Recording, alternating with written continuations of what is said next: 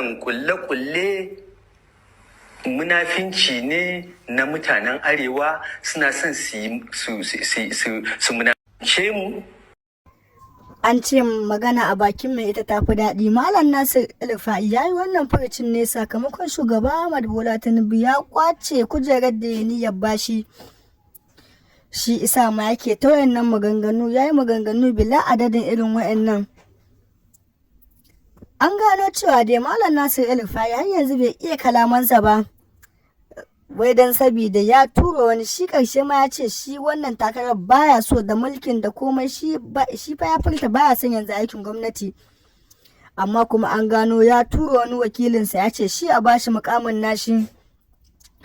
Abin da ya sa Baba Ahmad Bola Tinubu bai bashi wannan mukami ba har yanzu ya kasa iya daidaita kalaman bakinsa ne. Har yanzu yana cewa wai ana munafurtarsa ne a gwamnati, sakamakon kuma su ne da akan gwamnatin su ne komai, a gabansa ake komai. Shugaban ƙasa Ahmad Bola Tinubu ya ƙara da cewa shi fa ba da shi ne fa aka sa hannunsa ba da sa hannunsa ba ne bai ci ba.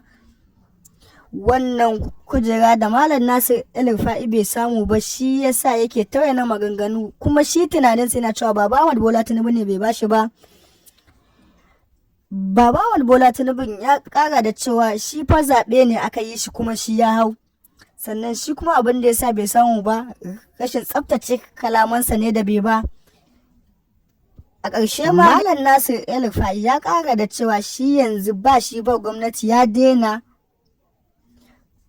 Idan mai sauraro yana tare da mu, muna fatan za ka danna mana subscribing, sannan ka danna mana alamar ƙararrawa, kai mana share domin samun sababbin shirye-shiryenmu da zarar mun ɗora. Malam El-Rufai wai ya ce har yanzu shi Ahmad Bola Tinubu yana mai bakin ciki ne, amma kuma ya furta cewa Ahmad Bola Tinubu ya nemi aiki da shi. Ya ƙara da cewa Ahmad Bola Tinubu ya furta yana son yin aiki da shi, amma kuma shi ne baya ba shi wannan ɗin abin da yake so. To mai saurari, haka za mu baka, za mu sa maka, za ka ji ta daga bakin shi. Bola Ahmed Tinubu sau goma cewa ni bana neman aikin gwamnati, bana son aiki da shi. Shi yake cewa yana so aiki da ni dole, ni nike cewa bana son abin nan. Wannan sabuwar magana ta sake ɗaukan hankalin mutane akan me yake ta faɗin haka.